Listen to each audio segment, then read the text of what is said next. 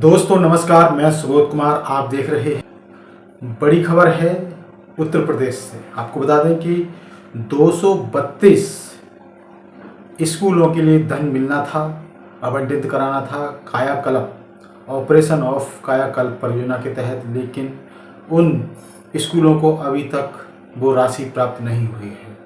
आपको बता दें कि जो माध्यमिक शिक्षा परिषद है उसने 6 महीने पहले ही सरकार को प्रस्ताव भेज चुके हैं एक लेटर के माध्यम से, लेकिन मंजूरी भी मिल चुकी थी, लेकिन अभी तक वो धन मुहैया नहीं कराया है। आपको बता दें कि 232 से ज़्यादा उत्तर प्रदेश में ऐसे स्कूल हैं जिनकी हालत जर्जर है, तो उन्हीं स्कूलों की हालत को बहाल करने के लिए सरकार की तरफ से एक परियोजना चलाई गई थी, ऑपरेशन ऑफ कायाकल्प परियोजना।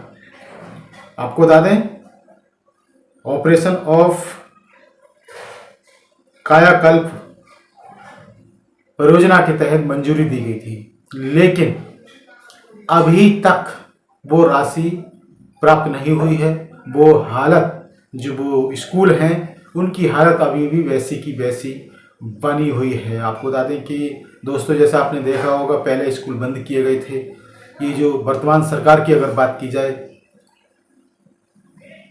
तो शिक्षा पर सही से काम नहीं हो पा रहा है। ये चाहते हैं कि जो गरीब परिवार हैं, गरीब समाज है, पीड़ित समाज है, शोषित समाज है और दलित समाज है, उनके बच्चे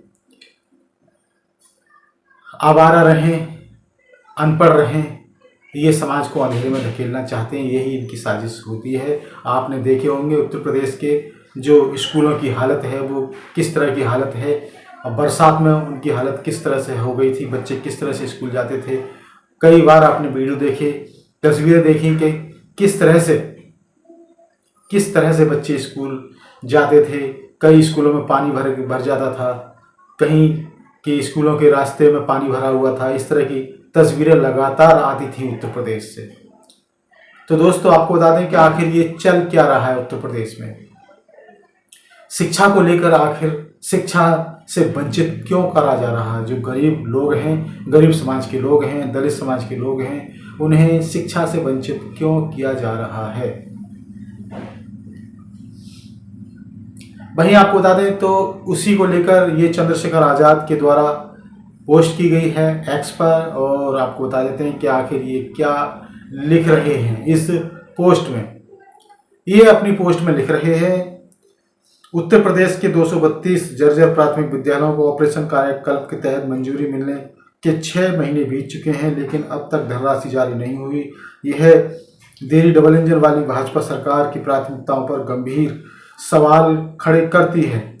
टूटी दीवारों, गिरती छतों और बदहाल भवनों में बच्चे रोजाना अपने जीवन और भविष्य दोनों को जोखिम में डालकर पढ़ाई कर रहे हैं। मुख्यमंत्री मां योगी आदित्यनाथ जी, क्या यही नया उत्तर प्रदेश है जहां शिक्षा की योजनाएं फाइलों में दबी हुई हैं और बच्चे खंडरों में कैद हैं? यह सिर्फ बजट की देरी नहीं, यह आने वाली पीढ़ी के सपनों का गला घोटना है। अगर बच्चों की नींव कमजोर रहेगी तो प्रदेश की इमारत कब तक टिकेगी। शिक्षा पर निवेश नहीं, शिक्षा से खिलवाड़, यह शर्मनाक है। जी बिल्कुल, आपको बता दें कि शिक्षा पर कोई काम नहीं हो रहा है, शिक्षा के लिए कोई निवेश नहीं हो रहा है। अभी आपको बता दें कि लगातार यदि कोई भी इनके फेस्टिवल आते हैं, जैसे कि कुंभ मेला की बात की जाए तो उसका बजट लाखों करोड़ों का था, और अभी यदि बात की जाए अयोध्या की तो उसका भी बजट लाखों करोड़ों का था। 22 लाख दिए जलाना, सोचिए करोड़ों का बजट बैठता है। मैं किसी भी फेस्टिवल या त्यौहार की बुराई नहीं कर रहा हूं, लेकिन आपको बता दें कि इसके साथ साथ शिक्षा पर भी ध्यान देना होगा। यदि शिक्षा से वंचित रहेंगे तो आगे कैसे बढ़ेंगे, क्योंकि ये चाहते हैं कि लोग अनपढ़ रहें, तर्कशील नहीं बने, क्योंकि पढ़ेंगे तो बोलेंगे भी। और ये तो बाबा साहब ने भी कहा था कि शिक्षा वह शेरनी का दूध है, जो पिएगा वह दहाड़ेगा। तो ये चाहते हैं कि जो दलित समाज है, गरीब समाज है, शोषित समाज है, उनके बच्चे दहाड़े ना। जैसे हम कहें जिधर हम चलाएं उधर ही चलते रहे हैं। और जैसे कि आप देख रहे हैं उत्तर प्रदेश के अंदर भी और प्रदेशों के अंदर भी किस तरह से, क्योंकि अत्याचार उन लोगों पर होते हैं जो कम पढ़े लिखे होते हैं या फिर जिन्हें नॉलेज कम होती है, जो संविधान को नहीं पढ़ते हैं, जिनके पास संविधान के कानून की नॉलेज नहीं होती, संविधान के कानून का ज्ञान नहीं होता, उन्हीं पर अत्याचार ज़्यादा होता है। आपने देखा होंगे तमाम वीडियो किस तरह से लात से या घूंसों से किस तरह से मारते हैं, लेकिन बंदा अपने मुंह से एक भी आवाज़ नहीं निकालता। क्यों? क्योंकि उसे जानकारी नहीं है। यदि कोई आप पर हमला करता है, कोई आपको मारता है, तो आप चुपके से 112 पर भी कॉल कर सकते हैं, आप किसी को बुला भी सकते हैं। और सबसे बड़ा हथियार है कि जैसे वो अगर मारता भी है तो उसके खिलाफ आप SC/ST एक्ट के तहत कार्रवाई भी कर सकते हैं। तो दोस्तों, ये शिक्षा से किस तरह से वंचित रखा जा रहा है आप देख सकते हैं। ये जो ट्वीट किया गया था चंद्रशेखर आज़ाद रावण के द्वारा किया गया था, उन्होंने कहा कि डबल इंजन की देरी इस मामले में यह उस पर सवाल खड़े करता है, क्योंकि वो कहते हैं कि डबल इंजन सरकार है, केंद्र में भी भाजपा की सरकार, उत्तर प्रदेश में भाजपा की सरकार, लेकिन फिर भी कुछ इस तरह से देरी की जा रही है। आखिर क्यों? तो दोस्तों, ये एक बड़ी साजिश है इस तरह से स्कूलों पर ध्यान न देना, और बच्चे किस तरह से गिरी हुई छतें हैं, चटकी हुई छतें हैं, टूटी हुई दीवारें हैं, आखिर बच्चे किस तरह से उन स्कूलों में जाकर पढ़ाई कर रहे हैं। अपनी जान जोखिम में डालकर बच्चे जाते हैं, लेकिन सरकार इधर उधर करने में लगी हुई है, कहीं चुनाव लड़ने में लगी हुई, तो कहीं दिया जलाने में लगी हुई है, कहीं पर ये अपने जो गायकी बात करते हैं या फिर पूजा पाठ की बात करते हैं। लेकिन इसके साथ साथ इन्हें शिक्षा पर भी बात करनी चाहिए, क्योंकि शिक्षा पर बात नहीं करेंगे, यदि पढ़ेंगे तो आगे बोलेंगे भी, और यदि पढ़ेंगे तो आगे तर्कशील भी बनेंगे, तर्क भी करेंगे। तो ये डरते हैं कि पढ़ने के बाद ये हमसे तर्क नहीं करें।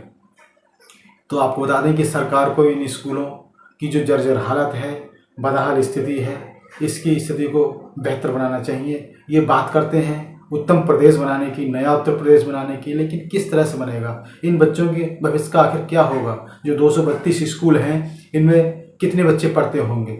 और जो बच्चे पढ़ते हैं आखिर वो किस तरह से अपनी जान का जोखिम डालकर इन स्कूलों में बैठते हैं?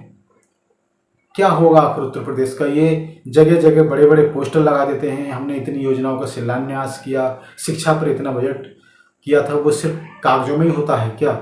जो योजना चलाई थी ऑपरेशन ऑफ कायाकल्प, क्या ये सिर्फ कागजों में बनकर रह गई? ये जमीन पर नहीं आई? तो दोस्तों, ये बड़ी खबर थी उत्तर प्रदेश से। 232 स्कूलों की हालत जर्जर अवस्था में। योजना भी चलाई गई ऑपरेशन ऑफ कायाकल्प, लेकिन धन की मंजूरी अभी नहीं मिली, या जो अधिकारी हैं उनकी बड़ी लापरवाही है। तो दोस्तों, बड़ी खबर थी। इसी तरह की जानकारी से जुड़े रहने के लिए चैनल पर जुड़े रहें। इसी तरह की जानकारी लेकर फिर आऊँगा। तब तक के लिए चैनल को सब्सक्राइब करें और बेल आइकन जरूर दबाएं, जिससे कि आपके पास नोटिफिकेशन आते रहें। तो मैं सुबोध कुमार फिर आऊँगा एक नई और बड़ी खबर के साथ। तब तक के लिए धन्यवाद, नमस्कार।